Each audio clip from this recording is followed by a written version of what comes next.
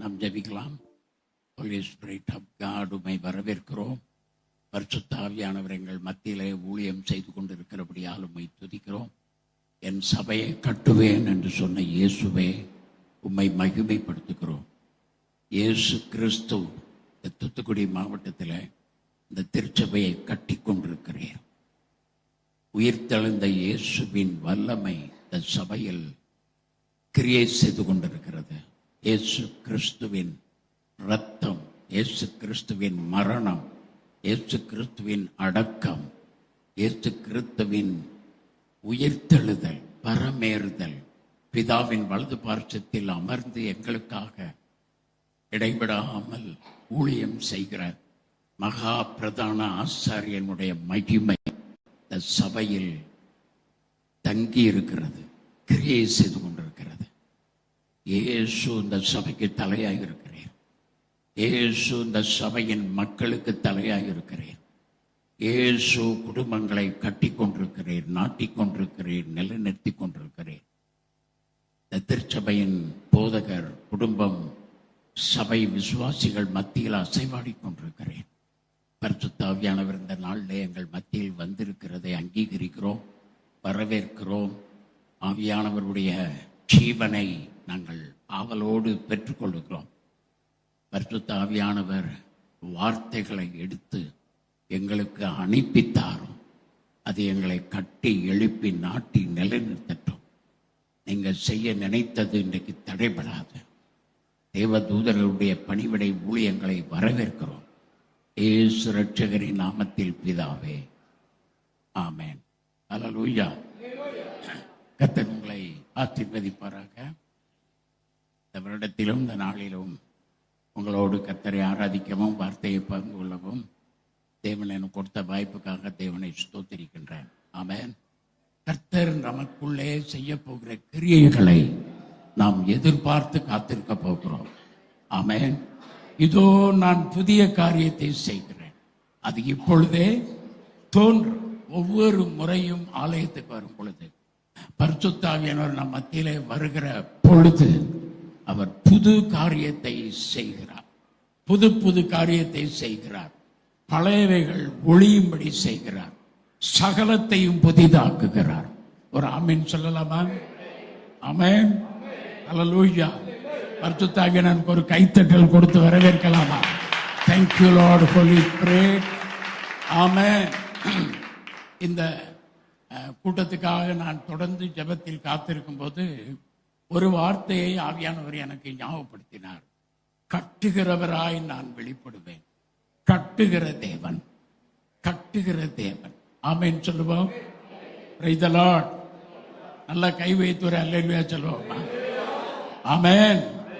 இன்றைக்கு நம்மை கட்டுகிற கட்டுகிறவராய் தேவன் நம் மத்தியில் வந்திருக்கிறார். ஆவியானவர் இன்றைக்கு ஊழியம் செய்ய போகிறார். அப்படியே வார்த்தை மட்டுமல்ல, அந்த வார்த்தையை அப்படியே செயல்படுத்தவும் போகிறார். ஆமென். நல்ல ஒரு செய்தி அல்ல, நல்ல ஒரு ஜீவனை வெளிப்படுத்த போகிறார். நமக்கு தேவை செய்தி மாத்திரமல்ல, தேவனுடைய ஜீவன். ஆமென். எத்தனை பேர் ஜீவனை பெற்றுக்கொள்ள ஆயத்தமா இருக்கிறோம்? நான் அவர்களுக்கு ஜீவன் உண்டாயிருக்க அது பரிபூர்ணப்பட வந்தேன். ஆமென். நமக்குள்ள இருக்கிற தேவ ஜீவன் வளர்ந்து கொண்டிருக்கிறது. Praise the lord. ஹல்லேலூயா. கர்த்தருடைய ஆவியானவர் நமக்குள்ளே தேவ ஜீவனையும் தேவ அபிஷேகத்தையும் ஊற்றிக் கொண்டிருக்கிறார். ஆமென். ஹல்லேலூயா. 127 சங்கீதம் 1வது வசனத்தை வாசிக்கலாம். 127:1.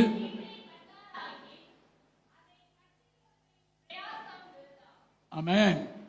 இங்கே பார்க்கிறோம், சாலமோன் அரசன் கர்த்தருடைய வெளிப்பாடை பெற்று அவர் பேசின வார்த்தைக்கு பின்னாடி அவருக்கு கிடைச்ச ஒரு பெரிய வெளிப்பாடு இது.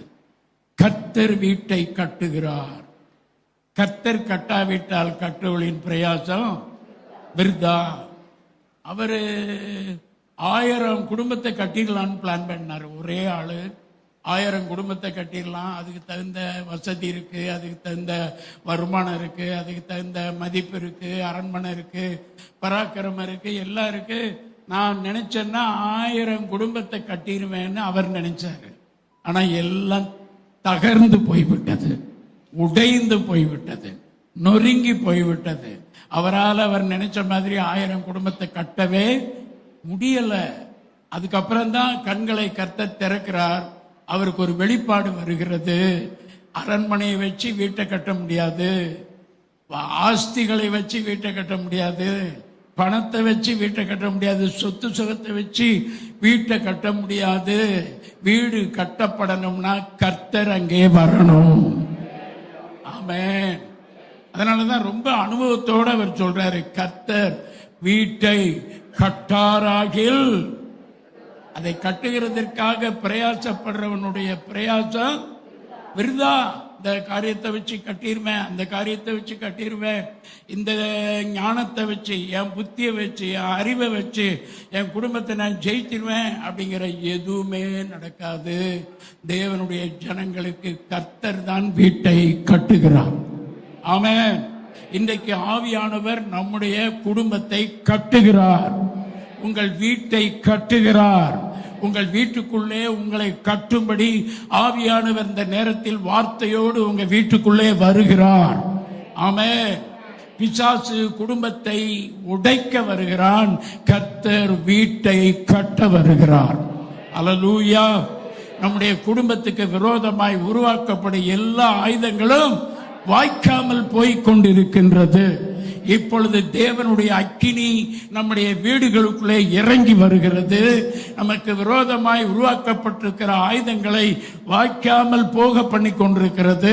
நம்முடைய வீட்டுக்குள்ளே காணப்படுகிற போராட்டங்களை நீக்கி கொண்டிருக்கிறது. யுத்தங்களை ஓய பண்ணி கொண்டிருக்கிறது.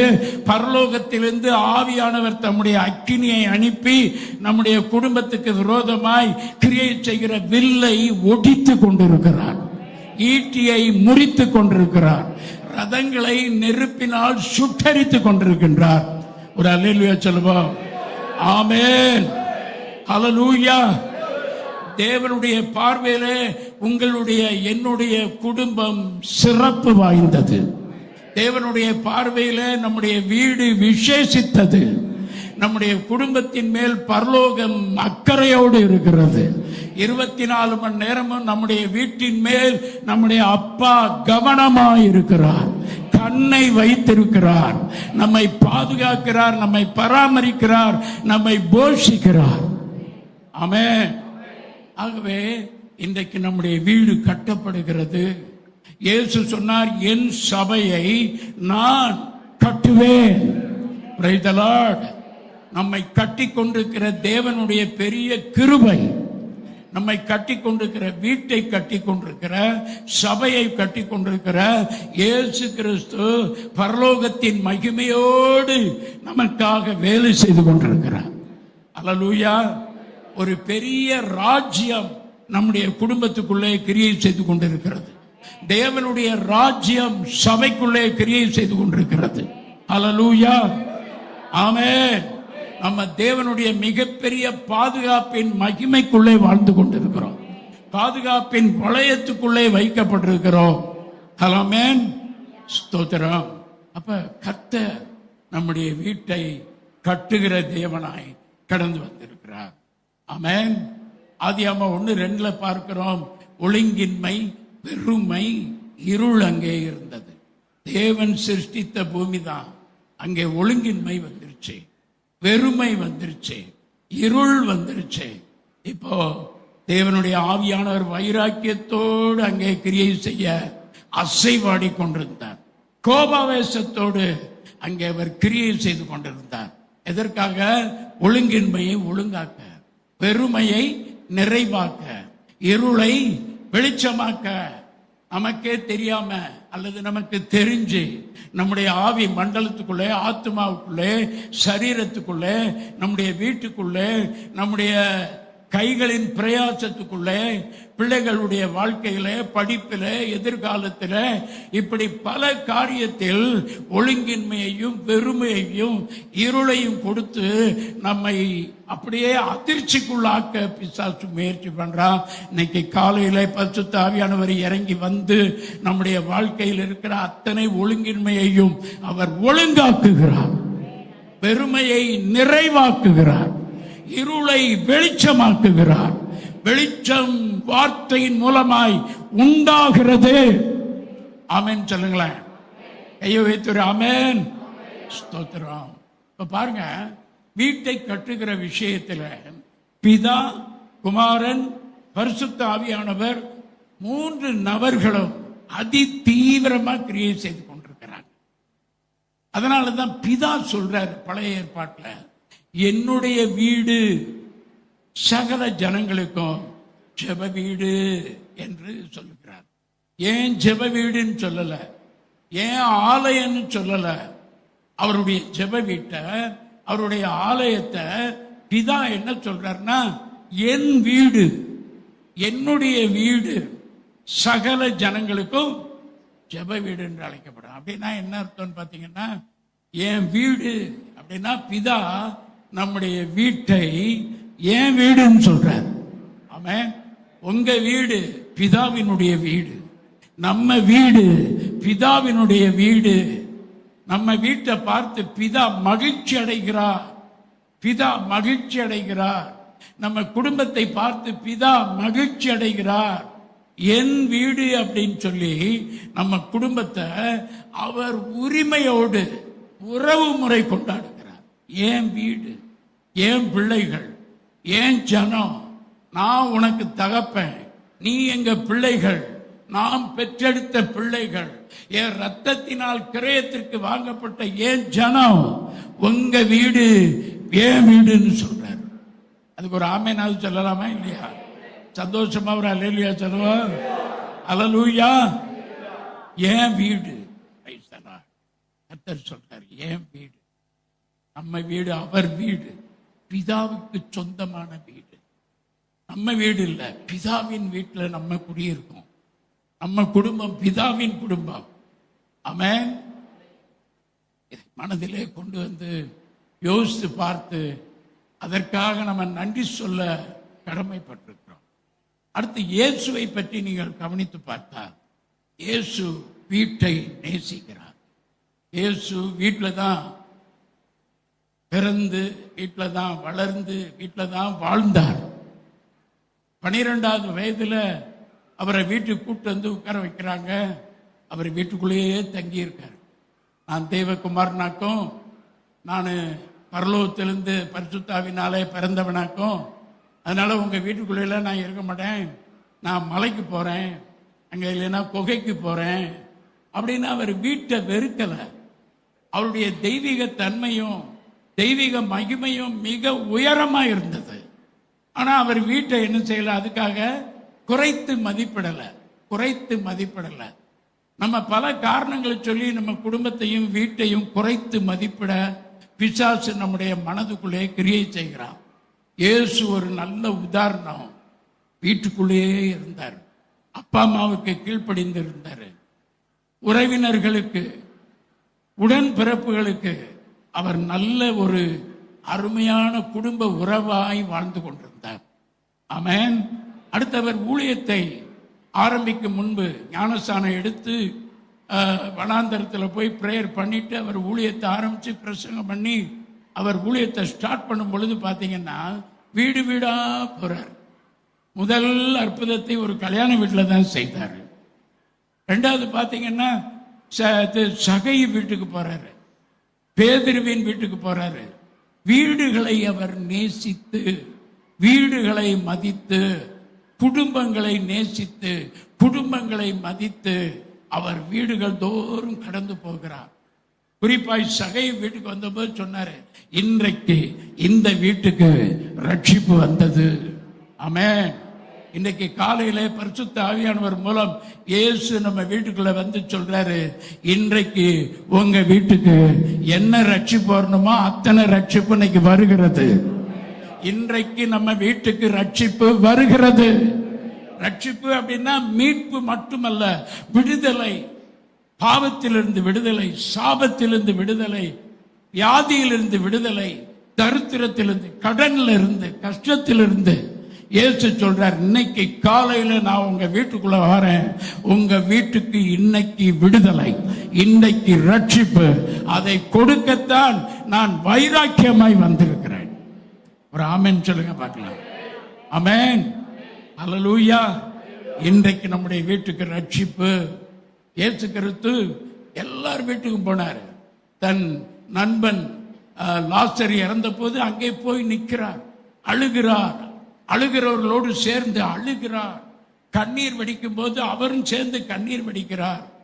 பரிதாப கண்ணீர் அல்ல, துக்க கண்ணீர் அல்ல, அவங்களோட பங்கு பெறுகிறதை.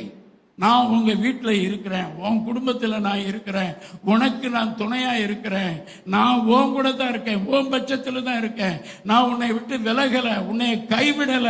நீ என்ன நிலைமையில் இருந்தாலும் உன் கஷ்டத்தில் நான் பங்கு பெறுகிறேன் என்பதை கர்த்தர் வெளிப்படுத்துகிறார். அல்லேலூயா. நம்ம தைரியம் கொள்ள வேண்டும். ஆமென். தைரியம் கொள்ள வேண்டும். இயேசு நம்மோடு வாழ்ந்து கொண்டிருக்கிறார், நம்முடைய குடும்பத்தோடு வாழ்ந்து கொண்டிருக்கிறார். இதோ வாசற்படியில் நின்று கதவை தட்டுகிறேன். ஒருவனின் சத்தை கேட்டு கதவை தந்தா உன் வீட்டுக்குள்ள நான் வருவேன், உன் கூட சேர்ந்து சாப்பிடுவேன்னு சொல்றார். ஒரு ஏழை அம்மாவுக்கு இயேசு தரிசனமாய் சொன்னாராம், உன் வீட்டுக்கு நான் வரேன் அப்படின்னாராம். என் வீட்டுக்கு வந்து என்ன ஏதோ சாதாரணமா பழைய சோறு, கஞ்சி, கூழு இதுதான் கிடைக்கும். இயேசு சொன்னாராம், உன் வீட்டில் என்ன இருந்தாலும் சரி, நான் உன் கூட வந்து சாப்பிடுவேன், உன் கூட வந்து தங்கி இருப்பேன், நான் உனக்கு துணையா இருப்பேன் என்று இயேசு சொன்னார். அல்லேலூயா. ஆமென். ஸ்தோத்திரம். அடுத்து இயேசுவை சிலுவையில் அறைவதற்கு முன்பதாக அவர் ராவிருந்து பங்கு வரும் பொழுது ஒரு வீட்டைத்தான் தெரிந்து கொண்டார். ஒரு வீட்டின் மேலே தான் போய் உட்கார்ந்து அந்த திருவிருந்து பரிமாறப்பட்டது. வீட்டில் தான் அவர் திருவிருந்தை பரிமாறினார். அதுக்கப்புறம் அவர் மரணத்துக்குள்ள போயிட்டு உயிர் தெழுந்து பூட்டப்பட்ட வீட்டுக்குள்ளே வருகிறார். தன் சீசர்களை தேடி வருகிறார். வீடு பூட்டி கிடக்க, உள்ள பயந்து போய் உட்கார்ந்துட்டு இருக்காங்க. இயேசு ஆவலோடு வந்து கதவை தட்ட வரும் பொழுது உள்ள இருந்து அவங்க எல்லாம் பயத்தில் இருக்கிறாங்க. ஒருவேளை நம்ம கதவை தட்டி அவங்க ஒரு மாதிரி ஆயிட்டா என்ன செய்யறது அப்படின்ட்டு கதவை திறக்காமே நேரம் உள்ள வந்துட்டார். உள்ள வந்தா சமாதானம், நீங்க சாவதில்லை என்று சொல்லுகிறார். ஆமென். ஒரு நண்பர் மதுரையில் இடத்துல ஒரு சாட்சி சொன்னார். ஒரு மளிகை கடை வச்சிருக்கிறவர், பெரிய கடன், ஹிந்து ஃபேமிலி. அவர் வீட்டுக்கு தினம் கடங்காரங்க வந்து கதவை தட்டி தட்டி தட்டி அவரை தொந்தரவு பண்ணிக்கிட்டு இருக்காங்க. அப்போ அவர் சொன்னார், ஐயா எங்களால் தாங்க முடியல, முன் கதவை பூட்டிட்டு பின் கதவை வழியாக தான் வெளியே போயிட்டு திடீர்னு உள்ளே வந்து கதவை பூட்டிக்கிடுவோம். அப்படி பூட்டிக்கிட்டு இருக்கும் பொழுதுதான் எங்கள் வீட்டுக்குள்ள திடீர்னு ஒரு நாள் இயேசு வந்தார். அல்லேலூயா. இயேசுவை தரிசித்தோம். இயேசுவே நேரடியா வந்து பேசினாரு, பயப்படாதீங்க, பயப்படாதீங்க, நீ பயப்படுற மனிதர் கையில நான் உன்னை ஒப்பு கொடுக்க மாட்டேன். எவ்வளவு பெரிய ஆளா இருந்தாலும் பரவாயில்ல, நான் உன்னோட இருக்கிறேன், உன்னை நான் காப்பாற்றுவேன் என்று இயேசு சொன்னார். உடனே அன்றைக்கு அந்த வீட்டுக்கு ரட்சிப்பு வந்தது. அவர் சொன்னார், இயேசு உள்ள வந்ததை நாங்க ஒரு காட்சியா கண்டோம். அன்னைக்கு எங்க வீட்டுக்குள்ள சமாதானம் வந்துருச்சு. அன்னைக்கு எங்க வீட்டுக்குள்ள இருந்த பயம் போயிருச்சு. எங்க குடும்பத்துக்குள்ள அன்று முதல் ஆசீர்வாதங்கள் வர தொடங்கியது. மறுபடியும் கடையை ஆரம்பித்தோம். மறுபடியும் பண கஷ்டங்கள் கொஞ்சம் கொஞ்சமா மறைந்தது. கடன்கள் அடைபட்டது. இன்னைக்கு அருமையான தேவ ஜனமே, பூட்டப்பட்ட நிலைமையில, வெளியே வர முடியாத நிலைமையில வாழ்ந்து கொண்டிருக்கிற சூழ்நிலைக்குள்ளே இயேசு வருகிறார். ஆமென். உங்களுக்கு சமாதானம் என்று சொல்லுகிறார். Price the Lord. இயேசு உயிர் தெழுந்த பிறகு வீட்டை தேடிதான் வரார். அடுத்து பரிசுத்த ஆவியானவரை நீங்க கவனித்து பாருங்க. அவர் ஒரு வீட்டு மாடியில தான் சீசர்கிட்ட சொன்னாருங்க, தங்கி ஜெபம் பண்ணுங்க, நீங்க இந்த வீட்டில் ஜெபம் பண்ணுங்க, நான் மேல் வீட்டுக்கு போறேன் அப்படின்ட்டு பரிசுத்த ஆவியானவர் மேல போயிட்டாரு. இவங்க மேல் வீட்டில் உட்கார்ந்து பரிசுத்த ஆவியானுடைய அபிஷேகத்துக்காக பிரேயர் பண்ணிட்டு இருக்காங்க. அந்த வீட்டை நிரப்பிற்று. அப்போஸ்தலர் 2ஆம் அதிகாரத்தை படிச்சு பார்த்தீங்கன்னா சொல்லப்பட்டிருக்கிறது, பரிசுத்த ஆவியானவர் அந்த வீட்டை நிரப்பினார். வீட்டை அபிஷேகம் பண்ணினார். வீட்டை அபிஷேகம் பண்ணினார். இன்னைக்கு உங்க வீட்டையும் கர்த்தர் அபிஷேகம் பண்ணுகிறார். ஆமென். கர்த்தருடைய ஆவியானவர் உங்க வீட்டையும் உங்களையும் அபிஷேகம் பண்ணுகிறார். உங்களை மட்டும் கிடையாது, வீட்டை அவர் அபிஷேகம் பண்ணி நம்மை அவர் அக்கினியால வீட்டை மூடுகிறார். ரட்சிக்கப்பட்ட பிள்ளைகளினுடைய வீடு மகிமையால் நிறைந்த ஒரு வீடு. குடும்பம் ஒரு மகிமையால் நிறைந்த ஒரு குடும்பம். ஆமென். சாதாரணமான சூழ்நிலையோ நிலைமையோ நம்முடைய வீட்டுக்கு கிடையாது. ஆமென். வீட்டை குறித்த ஒரு வெளிப்பாட்டை பெற்றுக் கொள்வோம். பரிசுத்த ஆவியானவர் வீட்டிலே வந்து இறங்கினார். கொர்நேலியுவினுடைய வீட்டிலே எல்லாரும் ஜெபம் பண்ணிட்டு இருக்காங்க. ஆவியானவர் பேதுருவை வைத்து பிரசங்கம் பண்ணிக்கிட்டு இருக்கும் போது ஆவியானவர் அந்த வீட்டில் இறங்கினார். அப்ப நீங்க வீட்டுக்குள்ள இருக்கும்போது அபிஷேகம் வீட்டை நிரப்பி கொண்டிருக்கிறது. ஆவியானவர் நம்முடைய வீட்டை விட்டு விலக மாட்டார். நம்முடைய வீட்டை கைவிட மாட்டார். நம்மை நிரப்பிக் கொண்டே இருப்பார். உள்ள இருந்து என்ன செய்யறார் பாத்தீங்கன்னா, பெரிய ஊழியம், ஒழுங்கின்மையை ஒழுங்காக்குற ஊழியம், வெறுமையை நிறைவாக்குற ஊழியம், இருளை வெளிச்சமாக்குற ஊழியம். நம்ம ஒவ்வொன்னா கேட்டு கேட்டு அவர் செய்யறது இல்ல. நம்ம கேட்காமலே நமக்காக நிறைவானவர் வரும் பொழுது குறைவானது ஒளிந்து போகும். ஒரு அல்லேலூயா. ஆமென். ஆமென். அடுத்து சபையை குறித்து வேதம் சொல்லுது, தன் குடும்பத்தை நன்றாய் நடத்த அறிந்திருக்க வேண்டும். ஒரு சபை ஊழியத்திற்கு வீட்டை பவுல் கனெக்ஷன் பண்றார். குடும்பத்துக்கும் சபைக்கும் குடும்பத்துக்கும் ஊழியத்துக்கும் ஒரு கனெக்ஷனை கொடுக்கிறாரு. அப்ப தேவன் நம்முடைய வீட்டை என்ன செய்றார்? கட்டுகிறார். எப்படியெல்லாம் கட்டுறாரு அப்படின்ட்டு சில குறிப்பை உங்களுக்கு சொல்ல போகிறேன். ஆமோஸ் 9:12 வாசிப்போம். ஆமோஸ் 9:12.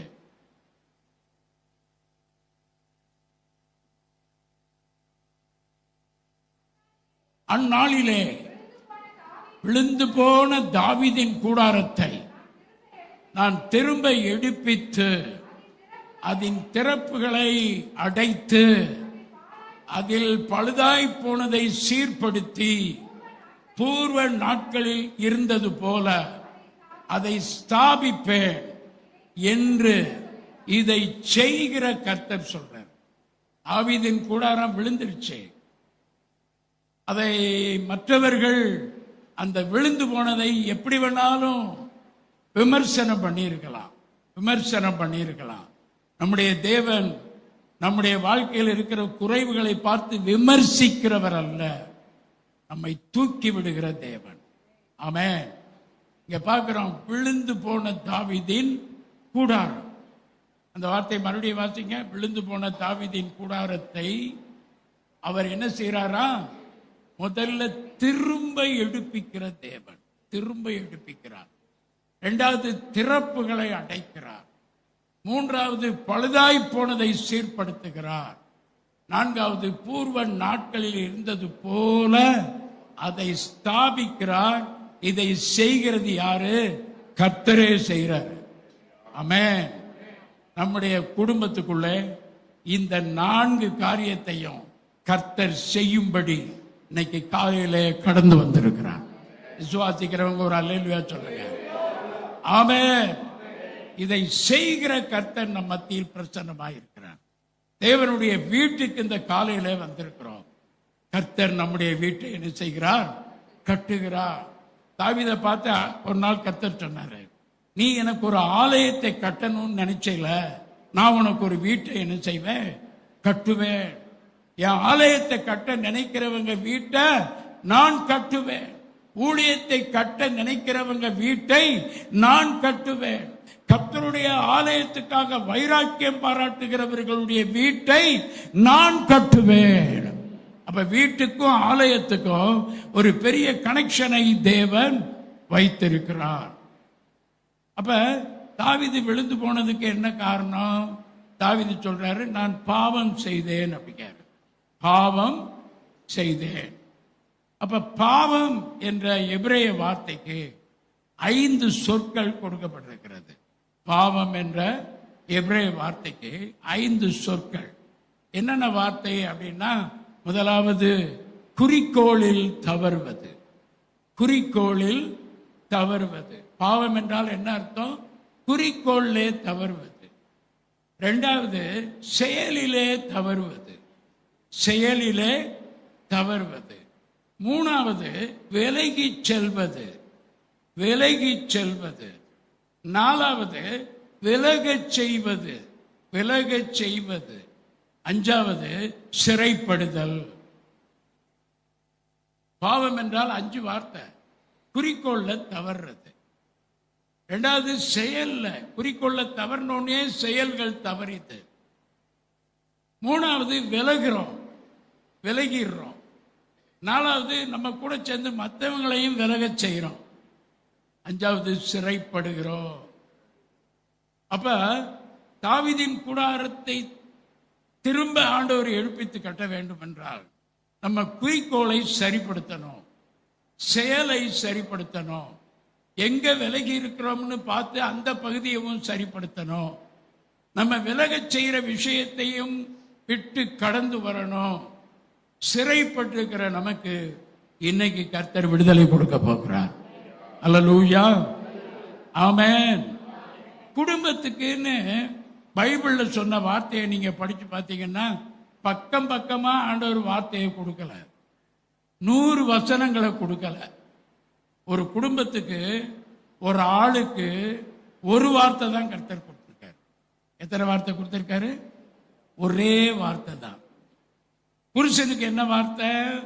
அன்பு கூறு. மனைவிக்கு என்ன வார்த்தை? கீழ்ப்படி. பெற்றோருக்கு என்ன வார்த்தை? பிள்ளைகளை ஒழுக்கத்தில் வளரு. பிள்ளைகளுக்கு என்ன வார்த்தை? உங்க அப்பா அம்மாவை கனம் பண்ணு. அப்ப ஃபேமிலிக்குன்னு கர்த்தர் கொடுத்த குறிக்கோள் ஒண்ணுதான், ஒண்ணுதான். புருஷர்களுக்கு ஒரு வார்த்தை, அன்பு. இல்ல வீட்டில் ஒரே வம்பா இருக்கு, நான் எப்படி அன்பு செலுத்துறது? வம்பா இருந்தாலும் அன்பு செலுத்து, எப்படி இருந்தாலும் அன்பு செலுத்து. அன்பை தவிர இயேசுதான் நம்ம. இயேசு கிறிஸ்து சபையை நேசிக்கிறது மாதிரி புருஷன் வீட்டை நேசிக்கணும். அன்பை கொடுத்துக்கிட்டே இருக்கணும், அன்பை கொடுத்துக்கிட்டே இருக்கணும். அதுக்கு மாற்று கருத்துக்கு இடமே கிடையாது. கீழ்ப்படிதலை கொடுத்துக்கிட்டே இருக்கணும். பெற்றோரை கனம் பண்றதை கொடுத்துக்கிட்டே இருக்கணும். ஒருத்தரை ஒருத்தர் மதிக்கிறத கொடுத்துக்கிட்டே இருக்கணும். இப்ப வீட்டை குறித்து நம்ம பேசுறோம். அப்ப குறிக்கோள்ல எங்க தவறுறோம்னா, அன்பு செலுத்துறதுல தவறிடுறோம், கீழ்ப்படிதல்ல தவறிடுறோம், அதுல இருந்து விலகிடுறோம், விலக செய்யறோம், நியாயப்படுத்துறோம். அப்ப அதனாலதான் எல்லா விதமான சூழ்நிலைகளும் மாறி நம்மை அறியாம ஒரு சிறையிருப்புக்குள்ளே வந்து விடுகிறோம். கர்த்தர் இந்த காலை வேளையில சீயோனின் சிறையிருப்பை திருப்புகிறார். ஆமென். நம்முடைய சிறையிருப்பை திருப்புகிறார். ஆண்டவரே, இந்த குறிக்கோள்ல நான் நிலைத்திருக்க என்னை ஒப்பு கொடுக்கிறேன். இரண்டாவது யோபு 1:10 வாசிக்கிறோம், வேலி அடைத்து வீட்டை காக்கிறார். யோபுவை பார்த்து சாத்தான் சொல்றான், நீர் அவனுக்கு உண்டான எல்லாவற்றையும் அவனையும் சுற்றி வேலி அடைக்கவில்லையோ? வேலி சாத்தானுக்கே தெரியுது வேலி. அவருடைய கண்கள் நம்முடைய குடும்பத்தை கட்டுவதற்காக எல்லா ஏற்பாடுகளையும் செய்து வைத்திருக்கிறது. வேலி அடைத்து குடும்பத்தை கட்டுகிறார். சாத்தானுக்கே தெரியும் நம்ம வீட்டுக்குள்ள அவன் வர முடியாது. நன்றி சொல்லிட்டே இருக்கணும், அதை அப்ரூவ் பண்ணணும், அதை அங்கீகரிக்கணும். அப்பா, எங்க வீட்டை சுற்றி நீங்க வேலியாய் நீங்களே இருக்கீங்க. சகரியாவில் கர்த்தர் சொல்றார், நான் அக்கினி மதிலாய் நான் உனக்கு இருக்கிறேன். அக்கினி மதிலாய் இருக்கிறேன், மேகஸ்தம்பமாய் இருக்கிறேன், அக்கினி ஸ்தம்பமாய் இருக்கிறேன். கர்த்தர் நம்முடைய வீட்டின் மேல் அவ்வளவு பெரிய பாதுகாப்பை வைத்து நம்முடைய வீட்டை கட்டி கொண்டிருக்கிறார். சத்துரு அவ்வளவு ஈஸியா நம்முடைய வீட்டுக்குள்ள வந்து நம்ம குடும்பத்தை கெடுத்துட முடியாது. ஒருவேளை ஏதாவது ஒரு பாதிப்பு இருந்துச்சுன்னா அது தற்காலிகம், அது நிரந்தரம் அல்ல. கர்த்தர் கட்டுகிற தேவன். ஆமென். மூணாவதாக, அவர் தம்முடைய இரத்தத்தினால் நம்முடைய வீட்டை கட்டுகிறார். குமாரனுடைய இரத்தம். பழைய ஏற்பாட்டில் பார்க்கிறோம். யாத்திராகமம் 12:22-23 வாசிப்போம். யாத்திராகமம் 12:22-23 எடுத்து இரத்தத்தில் தோய்த்து அதில் இருக்க அந்த இரத்தத்தை வாசல் நிலைக்கால்களின் மேற்சட்டத்திலும் வாசலின் நிலைக்கால்கள் 2 தெளியுங்கள்.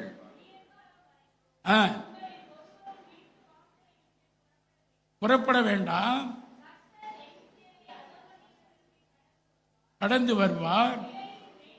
மேற்சட்டத்திலும் வாசலின் நிலைக்கால் 2 அந்த இரத்தத்தை காணும் போது, பாருங்க, நம்ம வீட்டில் பூசப்பட்டிருக்கிற இரத்தத்தை காணும் போது, இரத்தத்தை பார்த்து பிசாசு ஓடி போயிருவான். ஆமென்.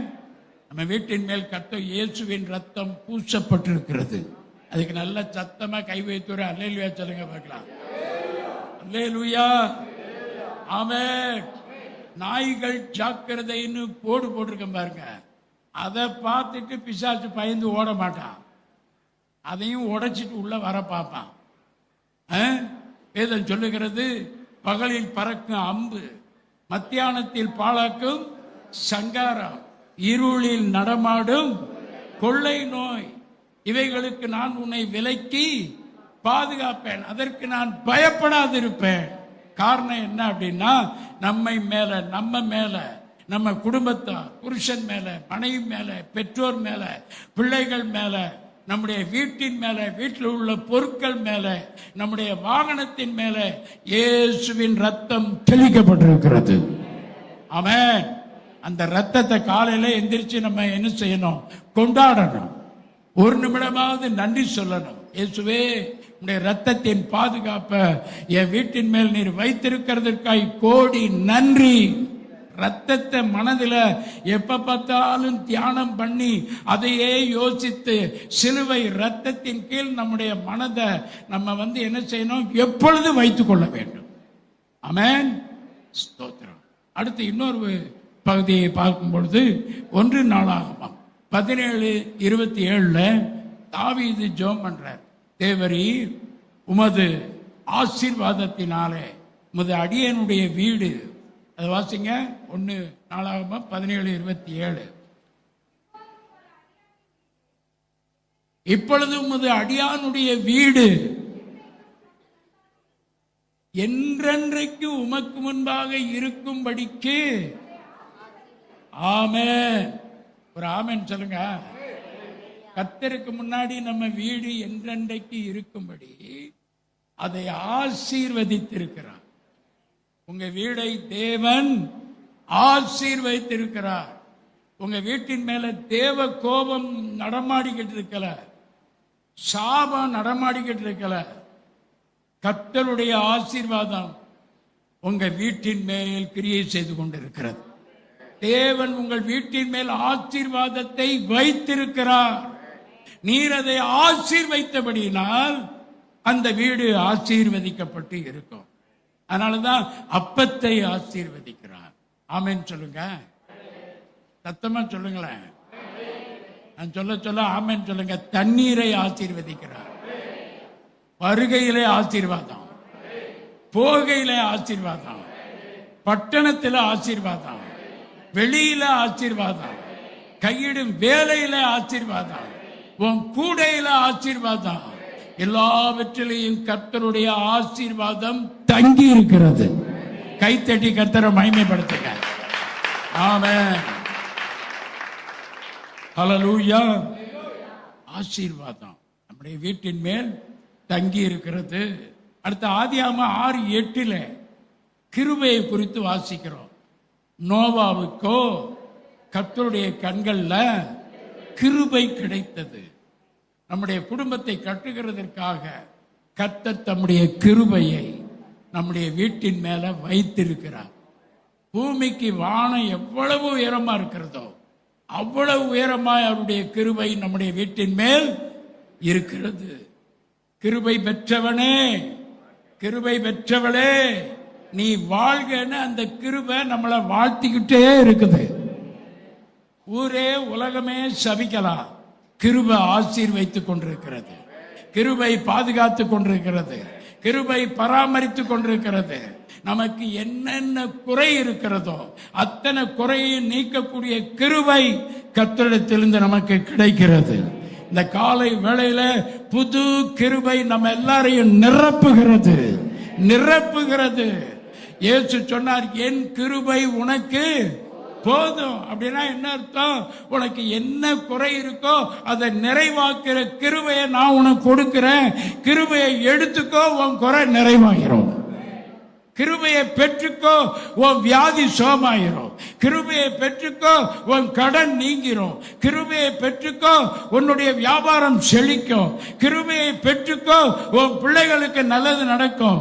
கிருபையை பெற்றுக்கோ, உன் வீட்டில் இருக்கிற எல்லா தடைகளும் விலகும். கிருபை உண்டாவதாக. ஆமென்.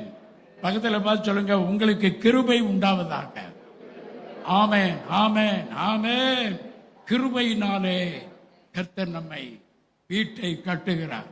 அடுத்து சமாதானத்தை வைத்து நம்முடைய வீட்டை கட்டுகிறார். 122வது சங்கீதம் 7வது வசனம் இப்படி சொல்லுகிறது, உன் அலங்கத்துக்குள்ளே என்ன உண்டாவதாக? சமாதானம். ஆமென், ஆமென்.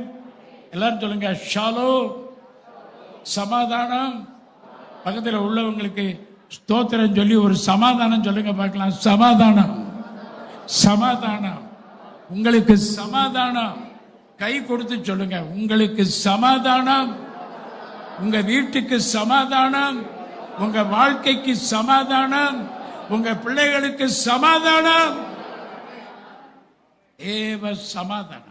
கர்த்தர் தம்முடைய ஜனத்திற்கு சமாதானம் அருளி அவங்களை ஆசீர்வதித்து அவங்களை என்ன செய்யறாரு? பலப்படுத்துகிறார் என்று பார்க்கிறோம். ஆமென். கடைசியாக வார்த்தையை வைத்து நம்முடைய குடும்பத்தை கட்டுகிறார். இயேசு சொன்னார், என் வார்த்தையை கேட்டு அதன்படி செய்கிறவர்கள் இந்த கன்மலையின் மேல் தன் வீட்டை கட்டின புத்தியுள்ள மனிதனுக்கு ஒப்பிடுவார்கள். வார்த்தையை வைத்து தான் நம்ம வாழ்க்கையை கட்டணும், குடும்பத்தை கட்டணும். எவ்வளவு பெரிய பிரச்சனையா இருந்தாலும் வார்த்தையை வச்சு எல்லாத்தையும் ஜெயிச்சிடலாம். அல்லேலூயா, ஆமென். அப்போஸ்தலனாகிய பவுல் 2 கொரிந்தியர் 5:1 சொல்லுகிறாரு, கை வேலை இல்லாத நித்திய வீடு பரலோகத்திலே நமக்காக ஆயத்தமாய் கொண்டிருக்கிறது. Praise the Lord. நம்ம இந்த பூமியில நம்முடைய வீட்டிலே ஆசீர்வாதமாய், சமாதானமாய், மகிழ்ச்சியாய், வெற்றியாய், செழிப்பாய் வாழ்ந்து அவருடைய சபையை கட்டி அவருடைய ராஜ்யத்துக்கு போகும் பொழுது அங்கே கைவேலை இல்லாத ஒரு நித்திய வீட்டுக்குள்ளே பிரவேசிக்க போகிறோம். ஆமென். எல்லாரும் எழுந்து நின்று ஜெபிக்கலாம். Praise the lord. ஹல்லேலூயா. ஆமென், ஆமென். பரிசுத்த ஆவியானவரே, உம்முடைய பிள்ளைகளின் வீடு கட்டப்பட உம்மை நோக்கி நான் பார்க்கிறேன், உம்மை நோக்கி நான் பார்க்கிறேன், உம்மை நோக்கி நான் பார்க்கிறேன். அவர்கள் எங்கும் தெரிந்து வசனத்தை பிரசங்கித்தார்கள். ஆமென். அப்பொழுது கர்த்தர் அவர்களுடனே கூட கிரியை நடப்பித்து அடையாள அற்புதங்களால் வசனத்தை உறுதிப்படுத்தினார். இங்கே வந்திருக்கிற பிள்ளைகளின் ஆவி கட்டப்படட்டும், ஆத்துமா கட்டப்படட்டும், சரீரம் கட்டப்படட்டும், சரீர உறுப்புகள் கட்டப்படட்டும், சரீரத்துக்குள்ளே நீண்ட காலமாய் இருக்கிற நோய் நொடிகள் எல்லாம் விலகி ஓடட்டும், பலவீனங்கள் மறையட்டும், பிசாசின் தாக்குதல்கள் நொறுங்கட்டும், இவர்களுடைய கைகளின் பிரயாசத்தில் கர்த்தருடைய கிருபை இறங்கட்டும். பிள்ளைகளுடைய படிப்பு, அடுத்த எதிர்கால படிப்பு, அடுத்த ஆண்டு படிப்பிலே உடைய பிள்ளைகளின் தேவைகள் சந்திக்கப்படட்டும், திருமண தடைகள் வீடுகளில் விலகட்டும், குழந்தை பாக்கியம் உண்டாகட்டும், பிரிந்து கிடக்கிற குடும்பங்கள் ஒன்று சேரட்டும், பெரிய நினைக்கிறவர்களுடைய எண்ணங்கள் சமாதானம் அடையட்டும், திருச்சபை கட்டப்படட்டும், திருச்சபையின் மகிமை பெருகட்டும், ஊழியத்தில் மகிமை பெருகட்டும். அப்படி செய்கிறீர், நன்றி, ஆசீர்வதிக்கிறோம் இயேசுவின் நாமத்தில் பிதாவே. கரங்களை தட்டி தேவனை மகிமைப்படுத்துவோம். கத்தர் கொடுத்த நல்ல வார்த்தைக்காய் கொஞ்ச நேரம் நாம் கத்தரை ஸ்தோத்திரம் பண்ணுவோமா? கத்தரே நம்முடைய வீட்டை கட்டுகிற நல்ல தேவனாய் இருக்கிறார். இது நல்ல காலை வேளையில நம்முடைய வாழ்க்கையில விழுந்து போய் கிடக்கிற கூடாரத்தை கத்தர் கட்டி எழுப்ப விரும்புகிறார். எந்த இடத்துல விழுந்து போயிருக்கிறதோ, விழுந்து போன தாவீதின் கூடாரத்தை கட்டி எழுப்பின கத்தர் இந்த காலை வேளையில நம்முடைய வீட்டை அவர் கட்டுவாராக. அப்படியே ஆண்டவரை நோக்கி சொல்லுவோமா? இயேசுவே, உம்முடைய நாமத்தில் விழுந்து போன தாவீதின் கூடாரம் கட்டி எழுப்பப்பட்டதை போல என்னுடைய குடும்பம் கட்டி எழுப்பப்படுவதாக. என் ஆண்டவராகிய தேவன் நம்மை ஆசீர்வதிக்கிறவராக இருக்கிறார். அவர் நம்முடைய வாழ்க்கையிலே அவர் வேலியடைத்து பாதுகாக்கிறார். நம்முடைய இரத்தத்தினால் நம்மை பாதுகாக்கிறார்.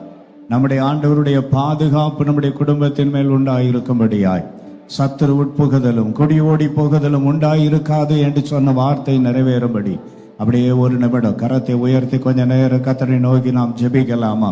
இயேசுவின் நாமத்தினாலே நம்முடைய வீட்டை கட்டுகிற கர்த்தர் இந்த நல்ல காலை வேளையிலே அதற்கு விரோதமான எல்லா கிரியைகள் அழிக்கப்படும்படியாக கொஞ்ச நேரம் நம்ம எல்லாரும் கர்த்தரை ஸ்தோத்திரம் பண்ணி கொஞ்ச நேரம் கர்த்தரை ஸ்தோத்திரம் பண்ணி தேவனுடைய மகிமை நம்முடைய வீட்டின் மேல் இறங்கும்படியாக வீட்டிலே பிரவேசித்த ஆண்டவராய் இயேசு கிறிஸ்து வீட்டை ஆசீர்வதிக்கிறதான கர்த்தர் நம்முடைய வீட்டை ஆசீர்வதிக்கும்படி தேவ கிருபை தேவ சமாதானம் இறங்கி வரும்படியாக எல்லா தடைகள் இயேசுவின் நாமத்திலே உடைக்கப்படும்படியாய் கொஞ்ச நேரம் மெல்ல வாய்களை திறந்து கர்த்தரை துதிப்போம். ஹல்லேலூயா.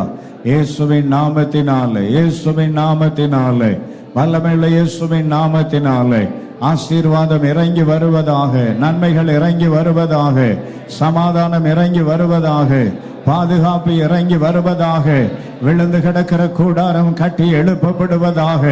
உடரா பரபோ சந்த ரகதியாத்திரில் மிகம மந்தர லபதிரி மிகமதர லபலபா. ஒரு பெரிய விடுதலை இயேசுவின் நாமத்தினாலே இந்த நாளிலே இறங்கி வருகிறது. ஒவ்வொருவருடைய குடும்பங்களிலே ஒரு விடுதலையின் வல்லமை இறங்கி வருகிறது. ஒரு விடுதலையின் மகிமை இறங்கி வருகிறது. இயேசுவின் நாமத்தினாலே, இயேசுவின் நாமத்தினாலே அதை அனுபவிக்கிற தேவ பிள்ளைகள் மாத்திரம் ஒரு நிமிடம் நல்ல கரங்களை தட்டி ஆவில நிரம்பி அந்நிய பாஷைகளை பேசி இயேசுவின் அதிகாரமுள்ள நாமத்தினாலே உரப சபா ரஹத்தியா தெரிலிமி மமரகு பௌதா ரபா சத்தி திரிஹி திரிமி மமரகபலதரலம பாபா. விழுந்து கிடக்கிற கூடாரத்தை இந்த காலை வேளையிலே கர்த்தர் எடுப்பித்து கட்டுகிறவராயிருக்கிறார். சாபங்களை கர்த்தர் ஆசீர்வாதங்களாய் கர்த்தர் மாற்றுகிறார். நீ பட்டணத்திலும் ஆசீர்வதிக்கப்பட்டிருப்பாய், நீ வெளியிலும் ஆசீர்வதிக்கப்பட்டிருப்பாய். மாப்பி செய்கிற உன் தொட்டி ஆசீர்வதிக்கப்பட்டிருக்கு. உன் கையின் பிரயாசங்களை கர்த்தர் ஆசீர்வதிக்கிறவர். சாபங்கள் கர்த்தருடைய நாமத்திலே ஆசீர்வாதமாய் மாறுவதாக.